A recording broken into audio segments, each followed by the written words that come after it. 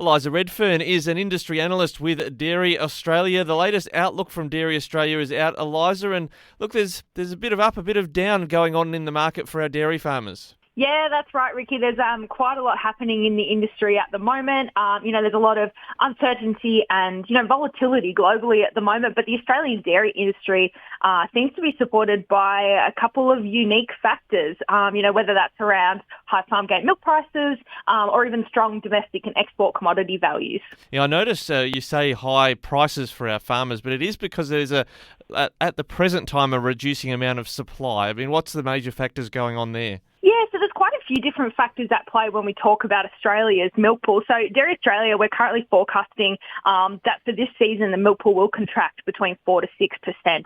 And as I said before, there's a lot of factors. There's a lot of medium-term things at play here. So whether that's around labour challenges or worker shortages within the regions, whether it's competition for land, so, high land prices or even higher beef values, whether it's farm exits, culling. But then there's some more immediate factors too, so surrounding, the wet weather conditions that's been experienced across multiple regions, as well as the flooding as well.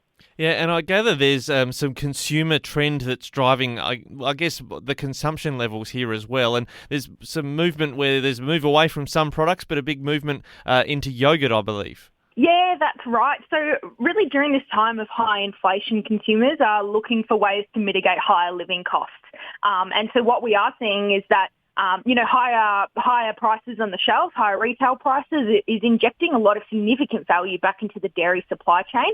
But part of that shift for consumers is that they are, really key saving strategy is that they're looking for private label products because they are typically cheaper on the shelf. So we have seen within the milk category that the volume of private label products sold has been increasing, whilst overall milk volumes have actually declined about 1.5%. But as you mentioned, the volume of yogurt being sold across Australia has increased too. And I think a lot of this is a normalisation from the COVID times over the past few years as people try to find that balance between working from home, going back into the office. Yogurt is usually conveniently packaged, so that tends to really support it.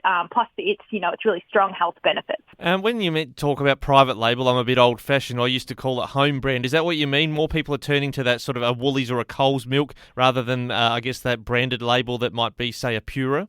That's correct. Yeah, so you do see those private label versions, such as the home brand, as you've called it. So those are probably some really good examples of private label products. And then there are, you will see the big brands that are on the shelves as well that tend to be sitting at a slightly higher price point in comparison to those private label or home brand versions. And what is the international demand for dairy? And we're probably talking more about things like your cheeses. Are we travelling well in that direction? Yeah, so it's a great question. With demand globally, it has quietened probably over the last 6 to 12 months. Quite a lot of that has been driven from China, of course. They are a very large dairy buyer market.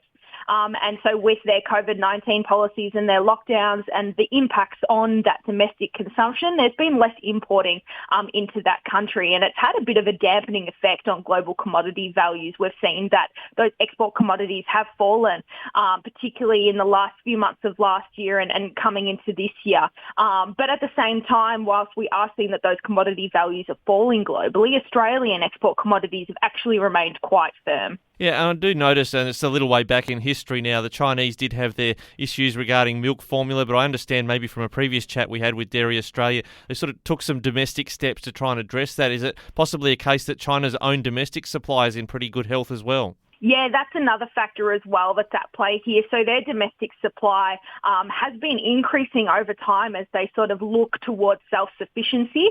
So that is really supporting their domestic milk production. And because that their domestic consumption was down a bit during these lockdowns, a lot of their own supply, their own milk supply was being funneled into those product streams. So that was impacting their importing. Well, Eliza, plenty of insights. If anyone in a dairy farm or anyone that wants to check out more, where can they find out more from Dairy Australia? Yeah, absolutely. So the report is available on the Dairy Australia website, so you can find more information there. Thanks again, Eliza. Great to catch up with you here on Flow FM. Thanks, Ricky.